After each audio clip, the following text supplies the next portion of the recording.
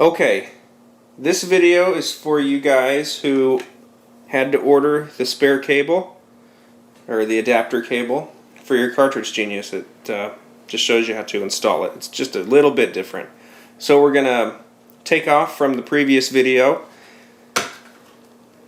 after Robert already removed the backing. So, what we're going to do is we're going to unplug the cable here from the RFID board, tip this up,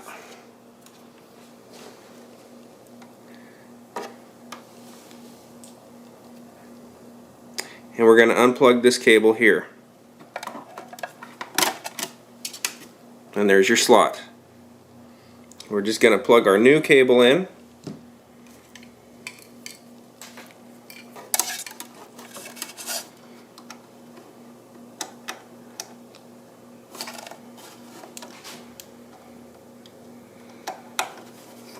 Make sure and press it in firmly, otherwise it won't work.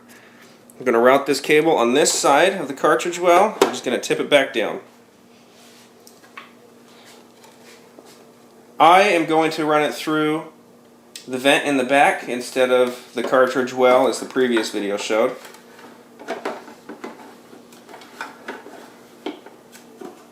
I'm going to put this back on.